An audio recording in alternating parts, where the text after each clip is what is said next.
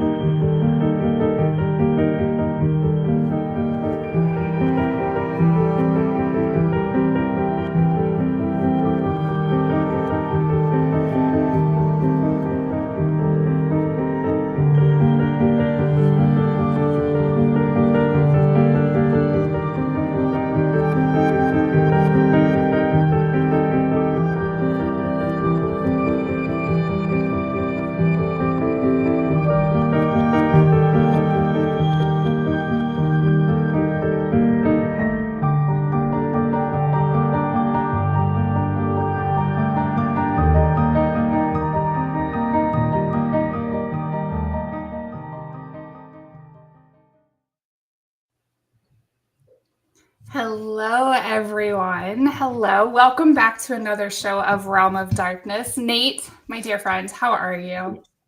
I'm great. How are you, Ashley? I am good. I am excited for tonight's show. I am nervous about tonight's show. I'm going to try not to get emotional over tonight's show. But you guys have seen me posting all over social media lately about this foundation that I came across called Lantern Rescue. And I'm just going to bring her in. She's the founder and the president of Lantern Rescue. And I say let's just bring her in, talk to her, and see everything that they do. Hello, how are you? Hey guys, I'm great. How are you? Good. So I just want to dive right into it. So I was on TikTok, and Nate has heard me talk about you and your foundation. I was on TikTok, and I came across a video that really kind of touched me and kind of brought emotion to me. And I'm not an emotional person. Nate can vouch for that. So I'm excited to have you on the show. But for people who don't know, can you kind of tell us a little bit about Lantern Rescue and what you guys do? Yeah, absolutely. So we are a international nonprofit. So we're founded and we're based here in the United States. We're a 501c3 headquartered in North Carolina, but we developed the organization with the goal of not only rescuing victims of human trafficking worldwide, bringing them to liberation, helping them through the court process, arresting the traffickers, all of that, but teaching locals how to do that so that when we leave, because I'm in America right now, I'm not overseas. Some people are. We have a team actually in South America right now, but we wanted to, and we do, give skills and the ability to the locals, to the local law enforcement, local prosecutors, judges, whoever, so that they can continue that work all year round, whether we're there or not, because we really want to see that ripple effect, not just when we come in and take the cool pictures and, feel good about it. We want that work to continue all the time. So really the best way to do that is to implant those groups into the community, people that are already there, give them the training, then they're talking about it with their friends and family. That helps with the prevention effect. So it really has more of a ripple effect. So that's kind of the model that we've taken on. So we're in 14 countries currently. We've rescued over the lifetime of us, spent over 2,500 victims since we were founded. We started kind of in 2019, but officially a 501c3 in 2020. So whichever date you want to use for that. So that's kind of what we've done. And what's really important to us is not just leaving the countries when we feel like they're doing pretty good. We continue to stay on with them. We provide them support, guidance, mentorship. We're always coming back, and people are back in this. I've been to the same country multiple times, to check on the teams, to continue the training and to advance them. So that's really kind of what we do. That's incredible. And that's a big number that you guys have rescued so far. For the 5 years you guys have been around. Yeah, that's quite the number. Yeah. Yeah. So what kind of made you want to start this foundation and get it rolling? Great question. Before I get into that, what video did you see by chance? So the video that I saw was where you went to a bar and there were girls in there and you guys wanted to save them, but unfortunately you couldn't. And I could see kind of the pain in your face, and I was like, oh my gosh, I'm gonna cry. Like it was a really touching. My hair looked just like yours in that video too. It did, yeah. I idea. But yeah, no, that I remember filming that because that was just such like a crazy. I don't even remember what the cameraman said that prompted me to talk about that. But it was the first time I'd ever talked about that ever. So, and then it was on camera, which I don't know how I feel about that. But what kind of provoked me to start Lantern Rescue? So kind of to go farther back, when I was in my undergraduate studies, my college at the time didn't have a human trafficking specific class. Now they do, and I actually guest lecture at it once a semester. So that's like really, really cool. But at the time we didn't have one. But we had a professor that was super passionate about human trafficking. It wasn't as much talked about as it is now, back then, which we'll leave the year out of when that was. But so we had a professor that was very passionate about human trafficking. So in her other courses, she would weave bits of human trafficking into the course material. So like a course on civil conflict, she would talk about how, civil conflict and, even stuff like IDPs, internally displaced persons, how that can lead to being at risk for trafficking, right? So I just fixated on it at like 18 years old. I just fixated on trafficking. Started kind of working with other groups, just like selling t-shirts here or there, or, reposting stuff or whatever it was. I joined the Marine Corps after that. After I graduated from my undergrad, I was in the Marine Corps for 5 years as a Russian translator. I got some experience overseas, and I still had this passion for human trafficking. So I started doing some graduate studies and actually was able to take courses in human trafficking at that point. They did offer some at the school I was going to. So I started to get my more academic side of my human trafficking training, I guess, back then, while I was still in the Marine Corps. So I was doing both at the same time, active duty Marine and doing my graduate studies. So they kind of corresponded, and it was as I was training every day with the Marines and then going home and doing graduate studies in human trafficking, I just started to become one for me. Like, just, you can't, once you learn about human trafficking, at least for me and for a lot of people, once you learn about it, it's really hard to separate it from your daily life. Like, it's hard to not see bits of human trafficking, or what if I could do this, or what if I could do that. So everything, even just working out at the gym, I like, well, if I ran a little bit faster, maybe I could help a victim more, just like, it would just motivate me throughout the day. So after I left the Marine Corps, after I got out, I still really wanted to do human trafficking work. So I started volunteering with another organization. And that organization is fine, but they didn't have the model that we do, where we wanted to go in and train locals. So ended up parting ways with them and started Lantern Rescue, because we wanted to really focus on building up the locals. Like, we think that the people in Uganda that are being trafficked should be saved by Ugandans, not by people from New Jersey. They're the most culturally sound. That's who should really be doing it. It fills my cup when I get to go on rescues, of course. Like, yeah, it's very fulfilling, but that's egotistical. It's really what's best for them. And what's best for them is to have your own people doing it, right? So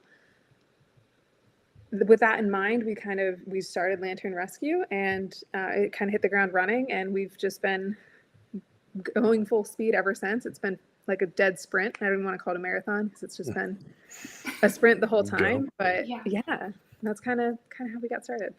That's awesome. Now, I will say, I follow you on TikTok and I watch a lot of your videos. Something that I've learned just in the time that I followed and kind of been keeping up on it is, I think people have a misunderstanding of human trafficking. I think they assume that it's just sex trafficking, but it's actually a multitude of things. Yeah, that is a huge misconception. And it's understandable, because I think we think that, and that's kind of where Lantern got its name, right? The Underground Railroad, the slave trade here in America. A lot of that it has really influenced why we even named it Lantern. So because, especially for Americans, because we abolished slavery, it's very difficult for people to understand that labor slavery and labor trafficking still exists. It exists in America, it exists all around the world. So when people think of trafficking, they generally only think, especially on the American side of things or developed countries, they tend to only think about sex trafficking, because they don't understand, and that's not like to be that they can't understand it. It's just, it's so foreign to us because we're like, oh, slavery's over. Put that in this box over here. Human trafficking must only be sex slavery, sex trafficking. So that's very, very common. It's also the one that I think people can understand the most, I think, in a way. With labor trafficking, it's difficult for people to understand the difference between a low-paying job and labor trafficking. And there's kind of a gray area. And what's a job that would be normal, maybe somewhere in India, that's actually not labor trafficking, would be considered labor trafficking here in America. So there's a lot that goes into it with labor laws and what's right, what's wrong, stuff like that. So that's really difficult. There's labor trafficking. There's organ harvesting, illegal organ harvesting, selling of adoptions, illegal adoptions. There's ritualistic sacrifice of humans. That's a part of trafficking. We consider as an organization child pornography, which we now call CSAM. I'm sure you've seen. I think we have a couple of reels about that. We consider that a form of trafficking. So there's a lot, and that does definitely kind of go into sex trafficking, but there's a lot, and a lot of them are very connected, especially labor trafficking overseas. A lot of the victims are also being sex trafficked, and ritualistic sacrifice, before their sacrifice, a lot of them are sexually abused. So a lot of them kind of flow into each other, and that makes it difficult as well for people to really divide them into categories without like a full understanding of it. And another one I left out was forced marriage. So that's another thing that is really hard for people to understand as well. Yeah, and I think for us it's hard, especially with like the ritual sacrifice and things like that. Like we see it in movies and we know that it happened. Everyone kind of assumes it was back in the day, but it still happens, just maybe not in our backyard. And it's crazy to think that kind of stuff still goes on. And the age range, at least a lot of people in this area, I'm from Ohio, so a lot of people in this area always think that, the children getting taken are little children, but that's not necessarily the truth. And then also sometimes, which is something else I saw on your guys' videos, is teachers and adults grooming children, which I don't think people take into consideration either. Yeah, especially here in the United States, it is extremely, it's not impossible, but it is extremely uncommon for someone to be kidnapped into trafficking. Most of the people that are trafficked, especially here in the United States, it's very common overseas as well. Most people know they're traffickers. There are some more kidnappings overseas, especially when it comes to sacrifice. Generally, no one's groomed into sacrifice. They're kidnapped into it. That part is very true. But when it comes to sex trafficking, especially here in the United States, I have yet to encounter a case where the victim did not know their trafficker in some way. Right. So, and that some way could be a parent, a guardian, a cousin, an aunt, an uncle, a teacher, a coach, someone within their community, a friend of a friend, whatever. Or it can also start online where it's, hey, we played soccer together. They're probably lying, but we played soccer together 3 years ago, and they start this relationship and they start, grooming them online. So I have yet to see a case here in the United States where someone was kidnapped into trafficking. It's not to say it can't happen or it hasn't happened. It's just, it's very uncommon. So, and we like to bring that up because we want, I don't want to fearmonger around human trafficking. I want people to understand the realities of it, but I also want people to be looking in the right place for the right boogeyman, right? So I'm definitely not saying like, you always hear the stories about, you see on Facebook, someone's aunt's twice removed niece was almost kidnapped in a Walmart parking lot. Yeah. Almost human trafficked in a Target parking lot, or whatever it is. Yeah. Right, everyone's seen the Facebook posts. Yes, keep track of your kids and yourselves when you're in parking lots, like lock your doors. The usual stuff. There's more than just traffickers out there. There's serial killers. There's bad stuff in the world, right? But what is most common for traffickers and what people overlook is the grooming, is people being in, especially with kids, being in the phones, being on, who's on your kids' Instagram, who's messaging them, who's messaging you. Adults can be trafficked. That's not uncommon. We have a lot of our victims are between the ages of 17 and 25. Like, these are not 4-year-olds. It's obviously possible, especially in the CSAM realm. We see very, very young children being depicted in the images of CSAM. But again, the people depicting them in the images are usually related to them. So while, mom is holding super tight to their daughter's hand in the Target parking lot, as soon as she goes home, she's left her own devices on the iPad and she's talking to pedophiles online. So it's, again, I'm not saying, let your kids run free or, yourself just walk down a dark alley in the middle of the night, but know where the danger is at and identify it. Because if you're just looking over here for it, it's creeping up on you over here. So when you guys are working toward these cases, does it make it harder to try to get the victims to either kind of come forward with them having that trust with, I want to say, their abuser? I mean, I feel like if it's a family member or somebody that they know or somebody they trust, they might not be so willing to kind of come forward or even give the hints that they are in trouble. You're exactly right. So it is very difficult for a couple of reasons. One, most trafficking victims don't know that they're being trafficked. They have no idea. Most traffickers don't identify themselves as traffickers. Trafficking victims generally, most of the time, have no idea that they are a victim of human trafficking. So that's a whole conversation when you actually start the case and you have to sit them down and tell them, these are the charges we're putting on your offender.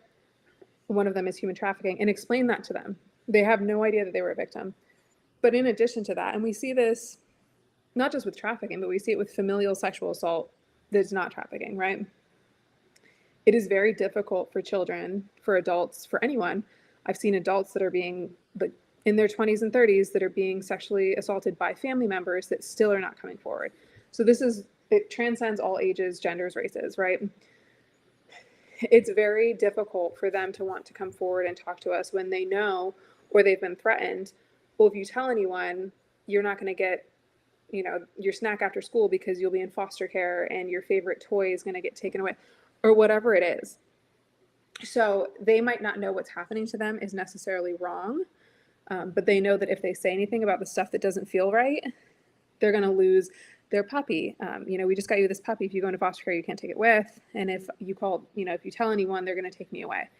So there's a lot of manipulation when it comes to that. There's a lot of, and even we'll see it, victims become adults, move out, and years later, they're seeking services, counseling, and whatever that is, and they still don't want to press charges against their offenders because it's someone in the family, because it's, they still love them. And it's something that we see in sexual assault cases in general is they develop bonds, whether it's it's a family member, if it's someone that's groomed them, they really think it's their boyfriend, whatever that is. These traffickers prey on vulnerabilities. So whatever is vulnerable in that person's life, whether it's the desire for love or the desire for a family, the trafficker is going to present that. So it's going to be very difficult for them to pull themselves out of that situation and be willing to turn that person in. Wow. And, it's so hard to wrap my head around all of this because, when people talk about sex trafficking or human trafficking, like I said, everybody's mind instantly goes to sex trafficking. And, you assume that these are people that are being bought, sold, traded, that want out. But the fact that something like this could really be happening at your neighbor's house or down the road, it's a scary thought to think that these poor victims are really groomed to think that that's okay. It's scary. It is. And they have such a hard time because they spend I'm trying to think of a good example. You looked both ways before you crossed the street, something that we all grow up just knowing, right? And you don't even think twice about it. You would, if you were in front of your friends, you would look both ways crossing the street. You don't think that that's a weird thing to do in front of people. But for some of these victims that grow up into trafficking, that were maybe featured in CSAM as a child, and then they're sex trafficked, as they get older or whatever that looks like, that's their looking both ways before crossing the street. It's something that they grew up with. So it's not even something they realize they're supposed to tell anyone is going on. And it's just part of their normal. And it's just not something they talk about, not talking about going to the bathroom or whatever it is. Oh, this is, you don't talk to people about this because it's private. They might not have even been told anything about it being illegal.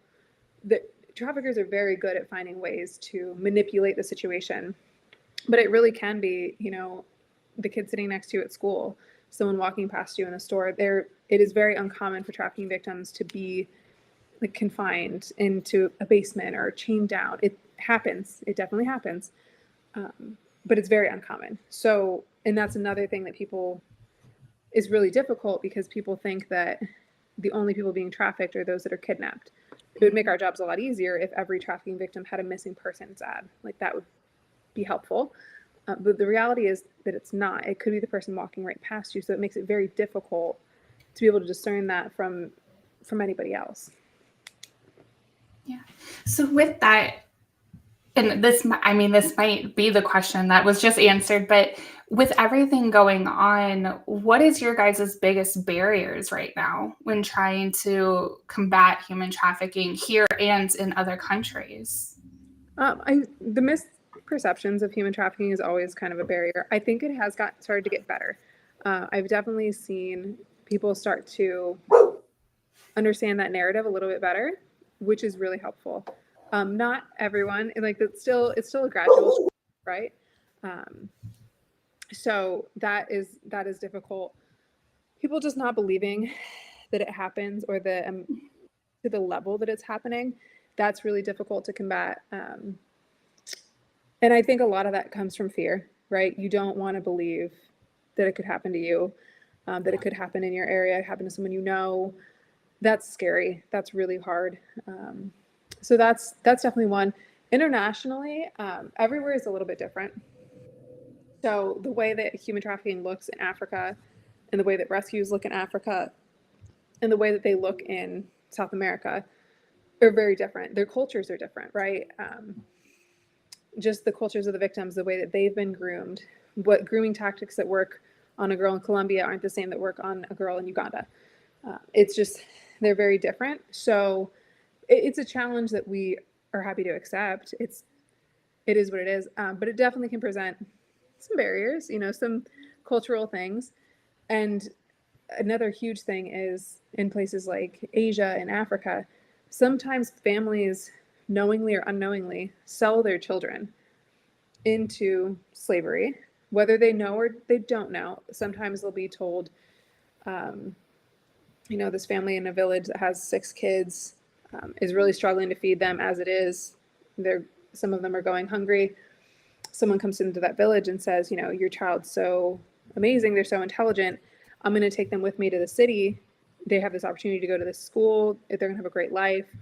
You'd be a bad parent if you didn't let them go with me, and I'll even pay you a little bit while they're gone.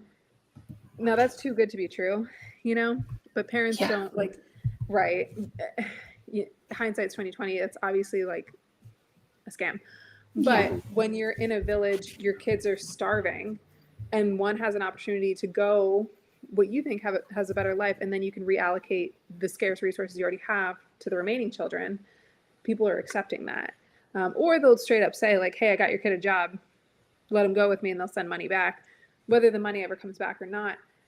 Sometimes parents willingly or unwillingly sell a child or more off to save the remaining ones, because the option is, I keep all my kids together and everyone starves together, or this one goes and I'm going to kind of turn a blind eye to where they might be going. I'm hoping that they're going to be eating and they're going to be okay, but these kids will be.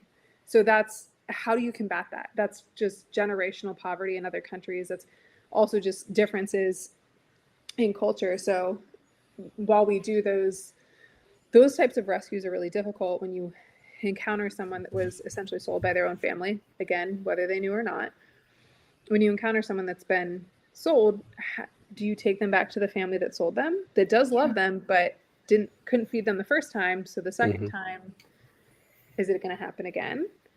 So it's just this moral gray ground of, do you arrest the parents for selling them? Do you put them in aftercare? Like, what do you do?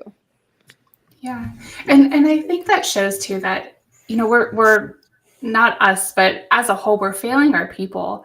I mean, for parents to have to make that decision, knowing that their child might not be going into the best situation, that's just showing that we're failing our society. We're failing and we need to do better as a whole. It's just, as a parent, I could never imagine having to make that decision. And then you're right. Do you bring them back and possibly have that happen again? That's a hard, I don't even know. You know, because Yeah. the answer that I want to have is, oh, well, we'll find someone to sponsor the family so they never sell their kids again. Right. That's super altruistic and would be amazing. How do you do that for 50,000 families? Yeah. How do you do that for 14 families? You know? Right. And how do you know that the family, if the reasoning that they gave was really their reasoning, or if they're just trying to save face at the same time? Exactly. I mean, when we've brought people back to their villages in places in Africa, we try not to give them cash because that's like a super easy way to get robbed. But we'll bring like stuff that Americans would take for granted, like sacks of flour, sugar, stuff like that, grains, to give with them, like big amounts for their family, just for a little bit, like a gift, whatever. And we'll get a call. This happened last time I was in Africa. We get a call the next day that their house was broken into, they were beat, and all their stuff was stolen. And so it's like, what do you do? You know, you want to remove them, but, and a lot of, sorry to kind of go, I'm like going off on a tangent, but especially when we first started the organization, a lot of people assumed, and it's not wrong or right, that when we rescued people in like Haiti, per se, that we would be bringing them back to the United States. Like Haitians, we'd be bringing them here. And I get why people would think that. But one, I love America. I think it's the greatest country in the world. I'm happy to be here. But that's my perception as an American. We're us saying that America is so much better than what's going, like your country, is egotistical. That's wrong. Yeah. But also victims shouldn't have to run. They shouldn't have to continue their victimization forever and have to leave where they're from, their home, because they were victimized. That's not, they should get to reclaim their home. They should get to stay where they're at, and the trafficker should have to leave. So when we bring people back to their villages, it's not because we want them back in the situation that caused their exploitation to begin with, but we want them to be able to retake their life if that's what's best for them, if that's what they want. There's always a balancing act into that. So yes, a lot of times they will end up back in the same villages. A lot of times they start a business and their lives go up. Sometimes they don't. But we don't want to remove them necessarily from the entire situation, because they shouldn't have to run. Yeah. They should get to go to the same store to buy the ice cream when they were 5, when they're back from traffic. They should get that. They shouldn't have to run away because the situation is what it is. Well, and uprooting their entire life and taking them to a different country sometimes is going to be just as traumatic as the situation that they were just rescued from. And yeah, exactly. With the work that you've done over the years, I'm trying to figure out how to word this without sounding like a jerk. Go for it. It's just like toward humanity. I'm trying not to sound like a jerk, but like, how do you? Let's see. With the work that you've done, what do you feel like has changed with your outlook on humanity or these different countries? And has it changed, or do you feel like you've seen more good with, the law enforcement and the government that's willing to help, or vice versa? Is it bad? That's actually the first time I've ever been asked that in really? any form. So that's like really cool. So my outlook on, sorry, I've had hiccups all day, and now it's like manifesting. Hey, we all have our cups. Oh my gosh, yeah, it's like manifesting into like I can't talk. Yeah, so kind of my outlook on humanity. I like to stay optimistic as possible. Even as wild as it is, I've actually interacted with a lot of traffickers, as much as I can in a safe environment, and actually had good conversations with them. I know that sounds crazy. Some of them, we've talked about religion, we've talked about a bunch of other things. Again, I'm aware that sounds crazy. One of them was a woman that trafficked her own daughter.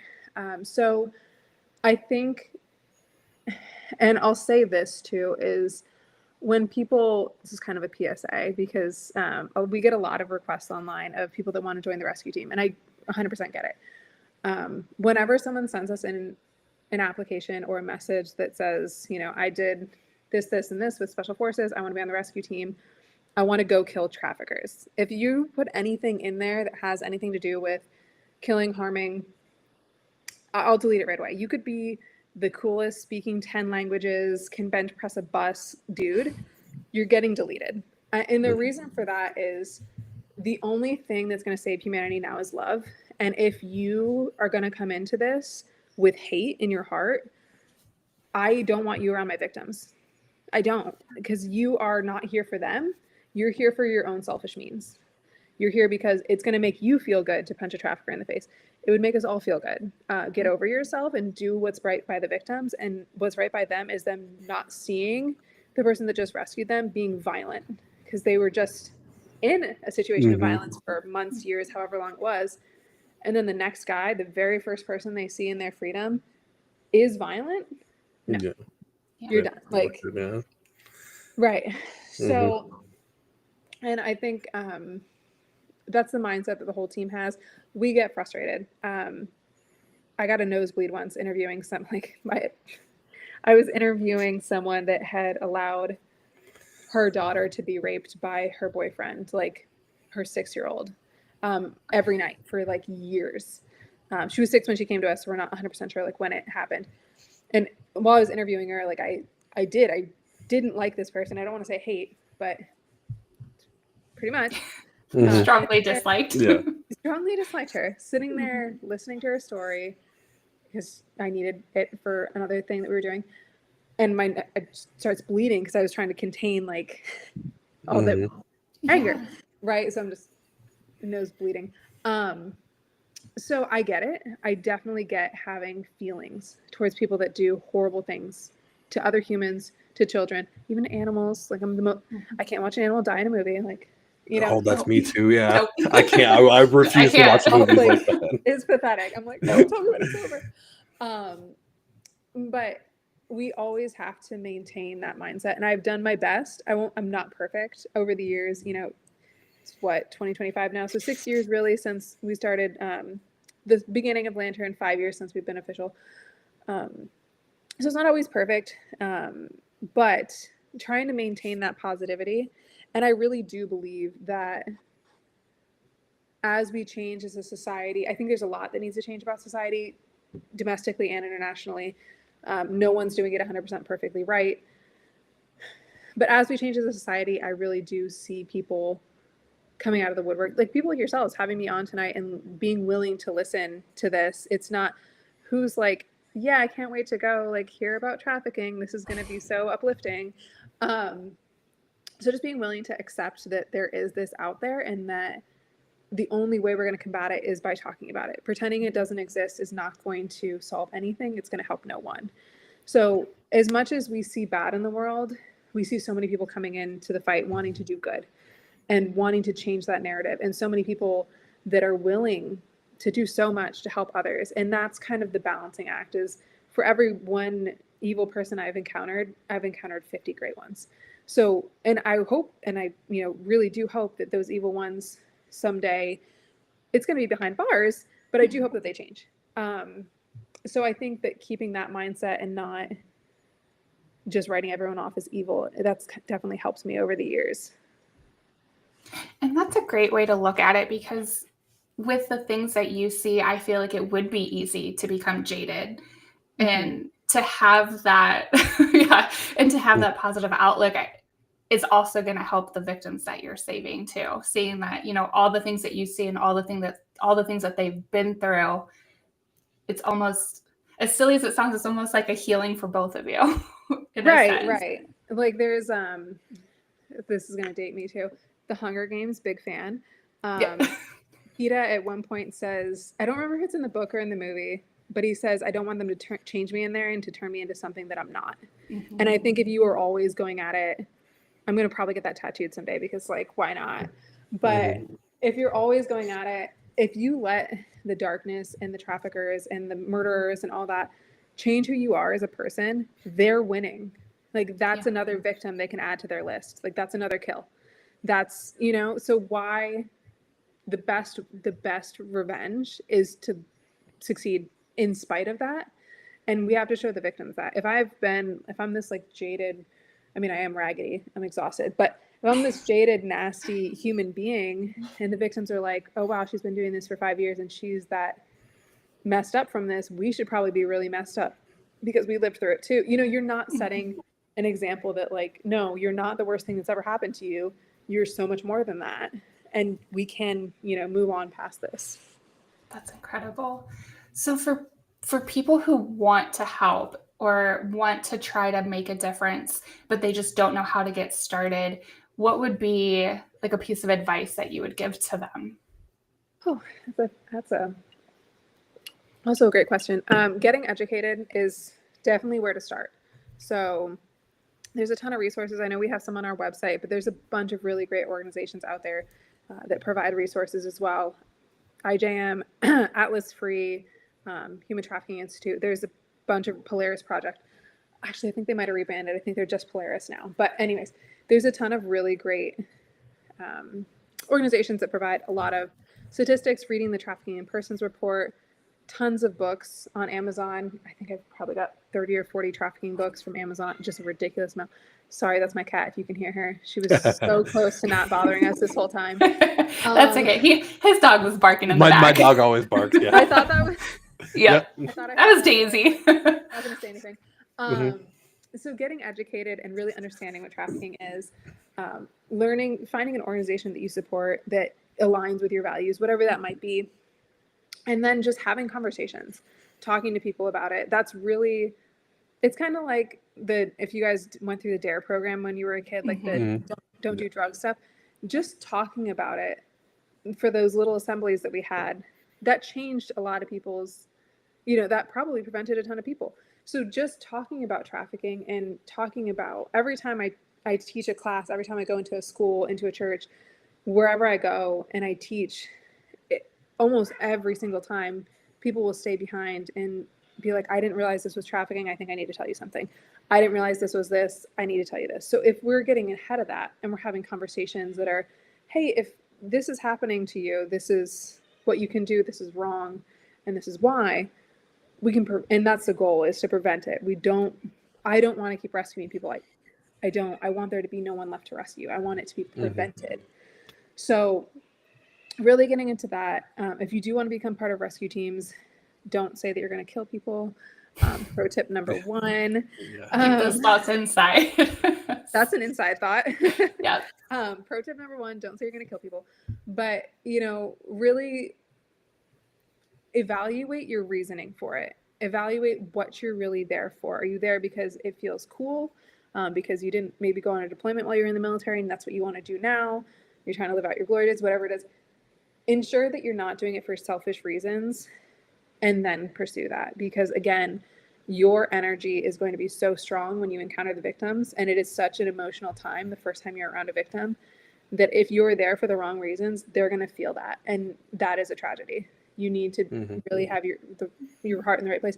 And if you don't, do a fundraiser, run in a 10K and raise money. You know, there's so many ways to get involved. Fundraisers are great. Spreading awareness on social media, just talking about it. There's so many different ways. I mean, we've seen people do like candles, like a candle with the scent for human trafficking, or a lip gloss. And that raises awareness. If you're a makeup guru and you develop a new eyeshadow palette, the colors of human trafficking, whatever, just to get that conversation started. No matter what you do in your daily life, there is something that you can do. That's incredible. And I know you said that you have to go in a few minutes. Yeah. I have so many more questions for you, but I do want you to talk about possibly becoming like a liberator. That was something that I did see on the site, and I'm going to play a video probably once we finish the show, I'm going to play a video for everybody. But can you talk a little bit about being a liberator and kind of what that would mean if somebody signed up? Yeah. Okay. Wonderful question. Thank you. So our Liberator program is a monthly recurring donation. So it's $35 a month. You get a t-shirt, Gabby's going to kill me for not knowing everything in the bag.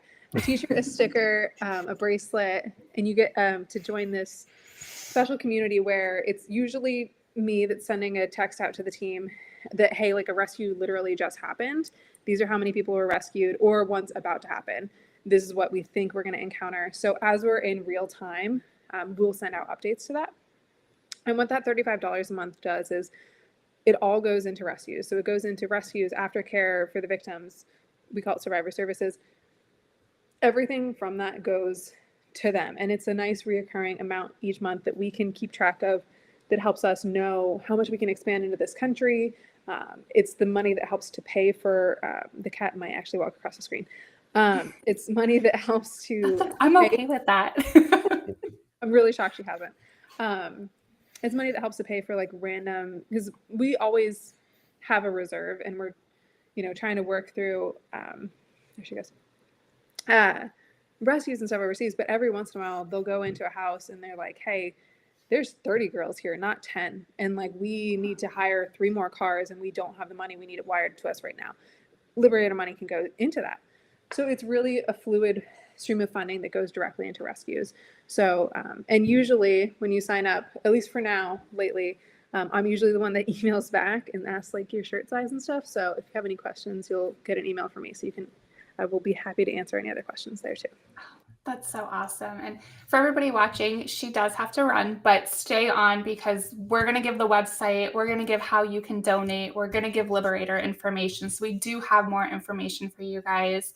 But I want to thank you for coming on. Like I said, I found your videos on TikTok and it was touching. And as a mother, what you guys are doing is absolutely incredible. And thank you for doing what you do. Thank you for having me on. I'd love to come on again in the future if you ever want me to. You guys are awesome. Absolutely. I have a whole page of questions for you. You come on anytime you want. Anytime. Sounds good, guys. I'll even send them to you ahead of time. I can do it. All right. Thank you, guys. Thank you so much. You have a wonderful night. I'll talk to you guys later. Thanks. Bye. Bye-bye. Wow. That's wow. The things I have to, like I said, I came across their foundation, her foundation and everything that they do on TikTok and watching the videos and hearing some of the stories. And they actually have a podcast and they have, TikTok and they have Facebook and YouTube. And some of the videos that they have are the survivors talking about their experiences and what they've gone through. They have some of the law enforcement talking about things that they've seen and witnessed. And it was, I truly went down a rabbit hole with all of their social medias. I learned a lot. I mean, it's just been insane. That's the crazy side of social media. It's not always about like, stupid cat videos and stuff like that. Like you can find something like that and now look at the information you have and the information like connecting us to her so she could pass information to everybody that's watching tonight. Yeah. Social media is not all bad, guys. It's really not. So well, and like I said, I learned so much because when I was talking about, people assume human trafficking is just sex trafficking. Yeah. I was one of those people. Oh, I did not 100%. Yeah. I was, one of those people. I never thought about like child labor. And I even went down a little bit farther into the rabbit hole where like cults will take the children and do fundraisers or do these like selling of stickers. And that's considered child labor. Even like harvesting organs and selling organs on the black market. That's still like trafficking. Yes. Stuff like that. Like, and then like she talked about that pay and play, which I do have a video that we can play on it, but it's called CSAM. And there's legitimate websites that are like pay to play where you pay money and you get practically child pornography. Yeah. And, where some people say, oh, I don't know this is happening or I didn't. If you're paying for that type of material, you know what you're doing. You know what you're getting. Yeah. Oh, Ashley froze. it's true. You froze for a second. Did I Yeah. froze? I was like, oh, what happened? But yeah, no, it's just, obviously No, but well, you're back. some countries obviously have more issues than our country.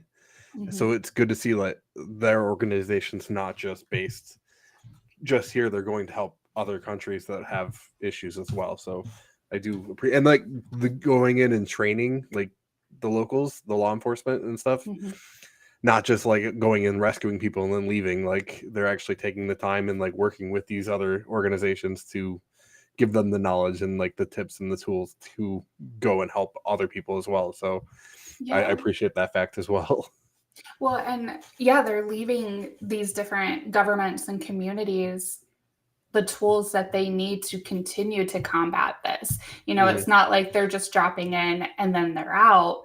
I love that they're, like you said, the educating and the materials and the items that these communities need to keep fighting this, because it is a pandemic. I know that's a crazy word to use with it, but it truly is a pandemic. And I do want to play a couple more of these videos. So the first video, the one video is that CCM that they talk about with the pay to play. So I'm going to play that one. Is CCM trafficking? I believe in most instances it is. So trafficking, as we know, is the coercion of someone to get them to engage in an act that they wouldn't normally engage in someone's profiting. Children don't generally wake up and think that they want to be in these images. We have a lot of cases where there is pay-to-play CCM trading groups on messaging apps, and they're paying money to get into the group, and then they're paying for images, and they're paying for basically photo albums of images, right? There is a financial profit coming off of this, and CCM is a horrific crime in its own, but I believe in most cases it is a form of trafficking.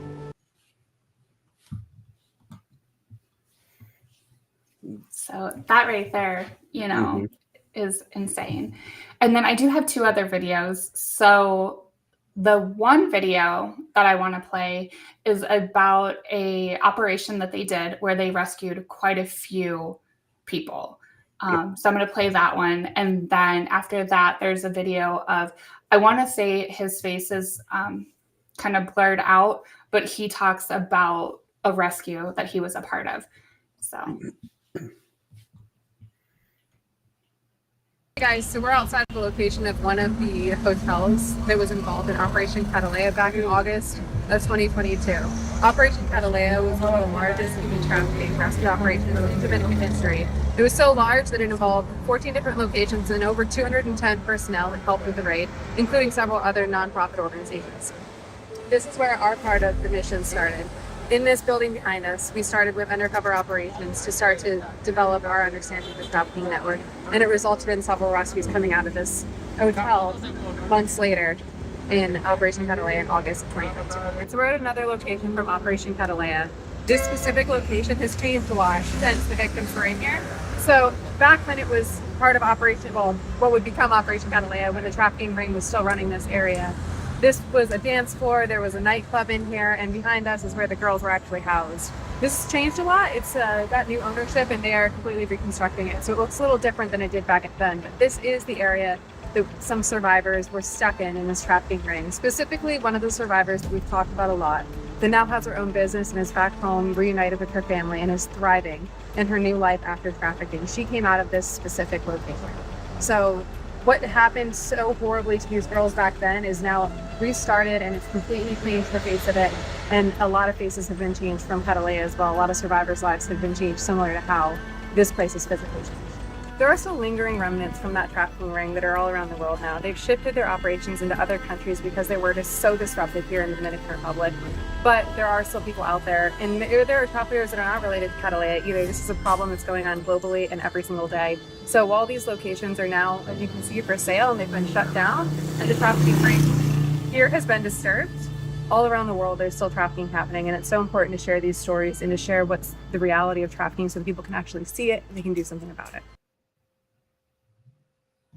We went there to rescue the children from the environment they were in, not knowing that we were going to actually encounter the trafficker and the solicitor of the children. So we showed up, did the entry into the house, got a visual ID on the children, and then after we made the arrest, as we were exiting the house with the perpetrator across the street, literally, they were exiting the house with the victims. And that was challenging to me because I was able to see the children when we first made entry, and they had no clue what was going on. They had no idea what was taking place. But as they were exiting, they were actually in that mindset of, I'm free. And you could actually see the light in their eyes. And then I turned back to the perpetrator, and I'm thinking, you're the dirtbag that facilitated their exploitation or their harm or whatever you want to call it, but you've scarred them for life. When people look at CSAM, you're not just looking at a picture, you're looking at a person, a victim. The crime itself, it may just be a photo or an image, but it's not.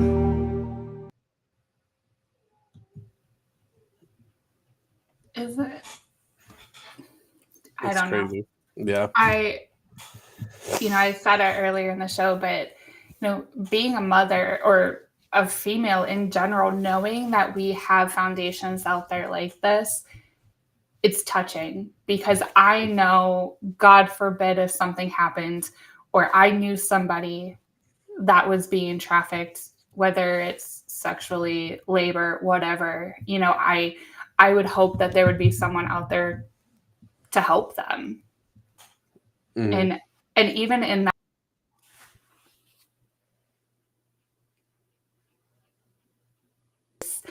he looks like a big, tough guy, and he was taking down, Yeah. the perpetrator. The survivors come out, and, she said it best, Corinne, she said it best, is you have to stay positive so that those victims see that they are worth more than what they were treated, Mm-hmm. Yeah, and the toll like doing this kind of work takes on like somebody that's actually doing the helping. I couldn't imagine either. So like, bravo to everybody involved with that organization that does this work, because I'm sure like you're seeing stuff that's gonna stick with you for a long time. Which yeah, God help them. They're yeah. doing God's work. I mean, that's one thing is, people say it, just typical, nurses, doctors say that you have to learn how to separate personal and work. But when your work is, Yeah. saving somebody physically, mentally, all of that, how there's got to be times, the nightmares that you would have, or like she said, those internal thoughts that you got to keep to yourself. I mean, eventually it's going to take a toll. So it takes some very, very strong individuals to be able to do that kind of work. 100%. I know, not to get all, somber, but it's just, I don't know. Like I said, I found the whole thing on TikTok, and I just went down a rabbit hole, and just seeing all the different stories and all the different survivors and how they've kind of overcome. Like she said, that one girl that now is back with her family, owns her own business, like seeing them overcome something so terrible. It was just, I had to have her on. I had to have her on the show. And honestly, like you said, we could ask her a million more questions too. So at some point, maybe we reach back out and have her back. Yeah, I would love to have her back on, because one of the questions I ask is, you do see all this and you kind of have your hand in all of it, but I wonder if there's one specific case that really sticks with her. You know what I mean? Like if there was just something specific. But and I know we're coming up to our hour, but for everyone watching, if you're on a computer, grab your phone, scan that barcode up in the corner. That will take you straight to the Lantern Rescue website, where you'll be able to find links to the podcast. You'll be able to find links to how to become a liberator, which we do have another video on. There's a whole section on like I said, the victim stories or the survivor stories. I don't want to call them victims; they're survivors. Yeah. And there's a lot of them, and they're really touching. There's just a lot of great things. You can buy merch on there. You can donate on there, and like she said, follow their social medias and stuff like that. Like TikTok, Yeah. like you said, like it's a good resource right there with all those videos because look at it got you involved with all of it. So yeah, and on the social media, it is Lantern Rescue. The logo that we have on our little thumbnail, that's the logo that you should see when you're looking for them. Also, we have the hotline running at the bottom of the show. If you know somebody or if you feel that you might be part of human trafficking, call that hotline, get help, get them help, So it's a little bit of a different show tonight, that's for sure. Yeah. It's all right, though. It's all right to have them every once in a while because, like, the information I think she gave tonight was super important for people to understand. Like you said, you learned tonight, like, it's not just sex trafficking. There's other traffic, like, things like that people don't know. I feel like they should know. And, it can happen to anybody. And it could be happening to your neighbor that you don't know. Well, and some of the things that I did learn from their videos are things to look for, questions to ask, especially like child labor. If you see some, a bunch of children on the street selling things and there's a bunch of adults in the back. Now, I'm not talking about your little league sports or, Girl Scout cookies. Yeah, those are pretty much legit. But, we all have that instinct. If you feel something might be off, ask questions. Just ask them, are you okay? You never know, and some of their videos do kind of show you like what to look for, some of the signs, things like that. But anyway, sorry everybody to kind of take you down this emotional road. We do thank you for joining us tonight. Next week, we're not sure what we're going to be covering. We haven't really discussed it yet. We'll have to figure that one out. But might come back with a true crime. We haven't done one of those in a hot minute now, I feel like. So tonight was crime technically. Yeah. Maybe we'll have to come back with like an infamous one, like a Dahmer or a Manson or something. The Idaho student, something. Yeah, we'll figure it out. We'll have something good for you next week. Anyway, thank you for hanging out with us. We love you guys, and we will see you next week. Bye, everybody. Bye. The world waits for us to make a decision. What are we willing to fight for? While hundreds of problems flood our feeds daily, it's easy to feel defeated. Can we even make a difference? Post after post, story after story, it's hard to determine where to direct our efforts. Is it too late to turn things around? Having a community that aims to make a significant difference in people's lives, we gain the courage to face our fears and overcome challenges head on. Every prayer, every dollar, united with others who are also unwavering in their desire to fight for the exploited, pushing back against the devastation of human trafficking. That is the power of a liberator. That is where freedom is felt. This is the call. There is an entire generation in danger. Their freedom bound by a world that is rotting with corruption. Will you liberate them? I am a liberator. I am